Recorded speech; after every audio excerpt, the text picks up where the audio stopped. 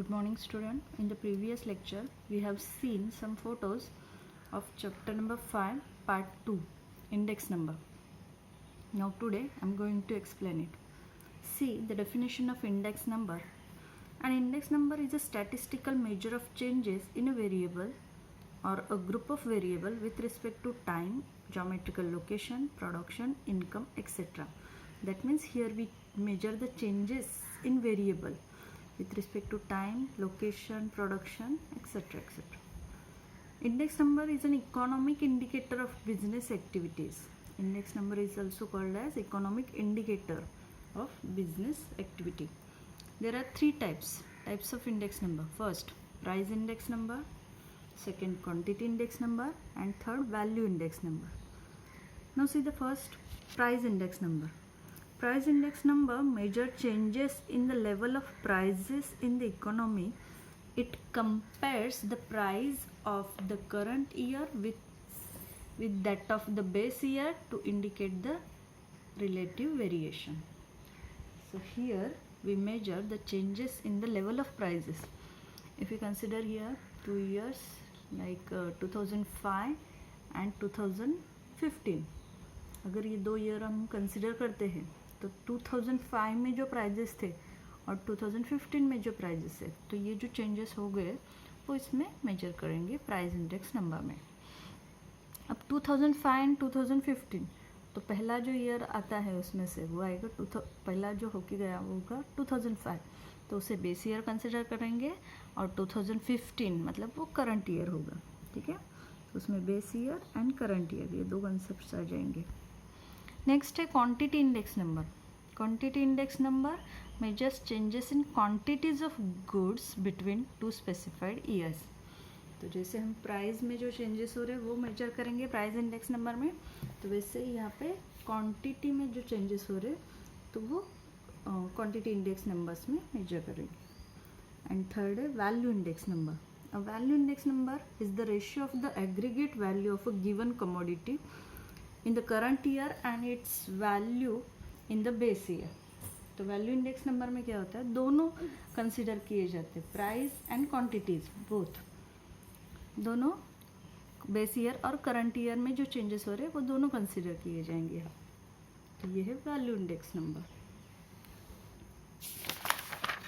Next base year and current year. वो क्या दिया देखो, बेस पीरियड.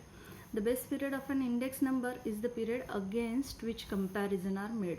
जिसके साथ हम कंपैरिजन करने वाले हैं पिछला ईयर तो वो बेस ईयर आ जाएगा. And current period, the present period is called the current period of an index number. तो हम अभी जो ईयर चल रहा है उसके साथ कंपेयर करेंगे पिछला ईयर्स, तो अभी जो करंट चल रहा है वो करंट ईयर में आएगा और जिसके साथ हम कंपेयर करेंगे वो बेस ईयर में आएगा. Now see some notations which is useful in formulas. First P0, P capital होना चाहिए, जीरो सफिक्स होना चाहिए. P0, P0 means price of commodity in the base year. 0 indicates base year and 1 indicates current year. So P0 the price of commodity in the base year and P1 price of commodity in the current year. P01, अब इसमें दोनों है, 0 भी है 1 भी है, which indicates the price index number. ठीक है, जो कि हमें फाइंड आउट करना है. So the price index number for the current year with respect to the base year. तो current year with respect to base year हम price index number find out करेंगे which is denoted by P01.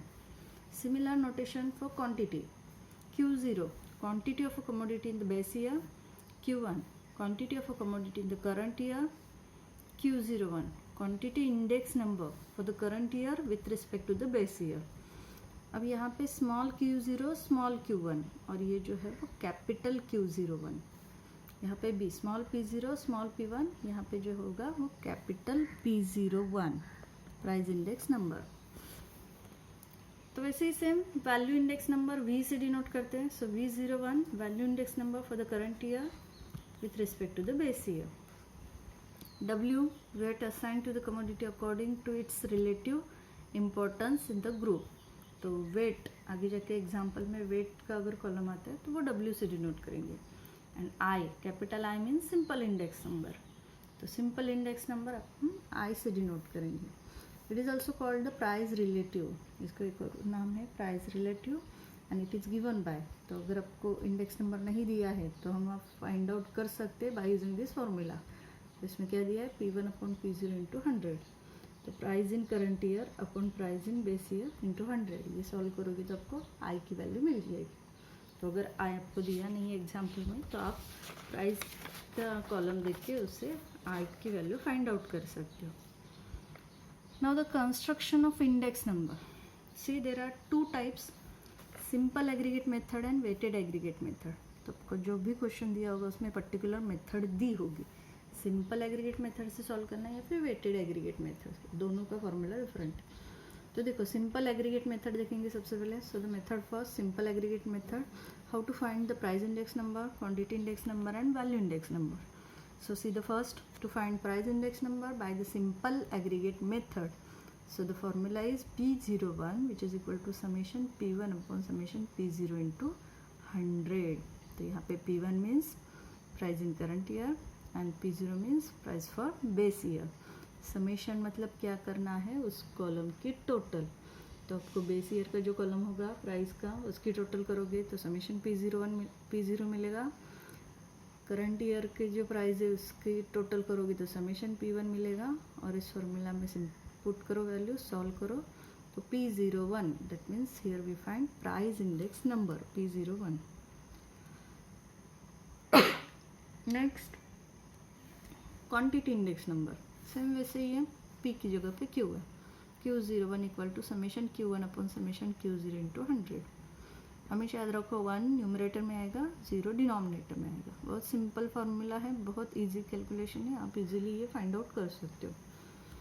Value index number का formula थोड़ा सा different है क्योंकि इसमें price है तो P आ गया, इसमें क्वांटिटी है तो Q आ गया। अब इसमें वैल्यू में क्या करना है, हमें प्राइस क्वांटिटी दोनों का रेशियो लेना है। तो यहाँ पे वैल्यू इंडेक्स नंबर का फॉर्मूला क्या है, summation of P1 into Q1 upon summation P0 into Q0 into 100। तो आपको P1 का कॉलम दिया होगा, P0 का कॉलम दिया होगा। तो सबसे पहले हम ये कॉलम्स फाइंड आउट करेंगे, मल्टीप्लिकेशन का कॉलम P0 Q0 का कॉलम फाइंड आउट करेंगे, P1 Q1 का कॉलम फाइंड आउट करेंगे, दोनों की टोटल निकालो, फॉर्मूला में सब्स्टिट्यूट करोगे तो आप value index number easily find out कर सकते हो। एक और एग्जांपल दिया था लास्ट लेक्चर में, देखो exercise 5.1 first question, find the price index number using simple aggregate method of the following। अब देखो क्या फाइंड आउट करना है वो भी दिया है, किस मेथड से फाइंड आउट करना है वो भी दिया है। Price index number P01 find out करना है, simple aggregate method first method से सॉल्व करना है। See the first example, use 1995 as base year in the following problem. आपको यहाँ पे पर्टिकुलर दिया होगा कि कौन से ईयर को बेस ईयर कंसिडर करना है। सपोज अगर नहीं दिया है तो भी ज़्यादा कुछ कॉम्प्लिकेटेड नहीं है, दोनों ईयर कंपेयर करो, दोनों में से पहला कौन सा होके गया है तो 1995 और 2000 बाद में आएगा। तो जो पहला ईयर है वो बेस ईयर होगा, सेकेंड ईयर है वो करंट ईयर होगा। सो कमोडिटी दिया है प्राइस इन 1995, प्राइस इन 2000। इस चार्ट को, हॉरिजॉन्टल चार्ट को वर्टिकल चार्ट बनाओ क्योंकि टोटल करना है बाद में हमें। So commodity price in 1995 which is consider as base year, base year मतलब यहाँ पे P01 नोटेशन आएगा, and price in 2000 which is current year P1 आएगा यहाँ पे ब्रैकेट में, ठीक है। तो जो वैल्यू आपको क्वेश्चन में दी है वही यहाँ पे मैंने नोट डाउन किया, दोनों कॉलम की टोटल करो तो यहाँ पे समेशन P0 मिलेगा, समेशन P1 मिलेगा। अब क्या फाइंड आउट करना है, price index number. So the price index number is given by P01 equal to summation P1 upon P0 into 100, ये फॉर्मूला है। तो P1 की वैल्यू सब्स्टिट्यूट करो, P0 की वैल्यू सब्स्टिट्यूट करो, पहले इन दोनों का डिवीजन करो और जो भी आंसर आएगा उससे 100 से मल्टीप्लाई करना है। तो 100 से मल्टीप्लाई करना ईजी है, बस हमें पॉइंट 2 डिजिट आगे शिफ्ट करना है। तो इसलिए 100 को कैलकुलेशन में मतलब पहले इन दोनों का डिवीजन करो, और ये जो कैलकुलेशन है वो आपको सॉल्व करना है विदाउट यूजिंग कैलकुलेटर।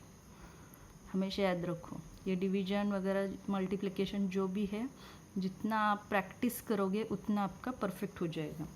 और अगर आप कैलसी का यूज़ करते हो, शॉर्टकट मेथड यूज़ करते हो, तो फिर आपको एग्ज़ाम में बहुत डिफ़िकल्टीज आ जाएगी। सो बी केयरफुल, कैलकुलेशन आपको करना है विदाउट यूजिंग कैलकुलेटर। अब जैसे प्राइस इंडेक्स नंबर देखा हमने, सेम वैसे क्वांटिटी इंडेक्स नंबर क्या दिया है इसमें, देखो find the quantity index number using simple aggregate method. तो यहाँ पे भी क्या फाइंड आउट करना है वो बताया, मेथड आपको दी है, ठीक है। So commodity, base year quantities, current year quantities. तो यहाँ पे कमोडिटीज दिया है, बेस ईयर क्वांटिटीज मतलब Q0 दिया है, current year quantities means Q1 दिया है। तो टेबल जो हॉरिजॉन्टल है वो मैंने वर्टिकल लिखा। Base year quantities means Q0, current year quantities means Q1। तो Q0 की टोटल करो, Q1 की टोटल करो, तो 785, ठीक है। आप भी टैली करो मेरा करेक्ट है या नहीं। नेक्स्ट क्वांटिटी इंडेक्स नंबर का फॉर्मूला हमें पता है, summation Q1 upon summation Q0 into 100। तो Q1 की वैल्यू पुट करो, Q0 की वैल्यू पुट करो, डिवाइड करो। तो देखो यहाँ पे मैंने 5 डिजिट निकाले, तो 0.74522। तो ये लास्ट के डिजिट हमें बाद में कैंसिल करना है।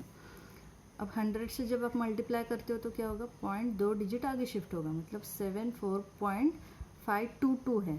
तो थर्ड जो डिजिट है मैंने कैंसिल कर दिया, विच इज़ लेस देन 5। तो इसमें कुछ चेंजेस नहीं होंगे, तो 74.52 इज द करेक्ट आंसर। बहुत इजी है, price index number, quantity index number.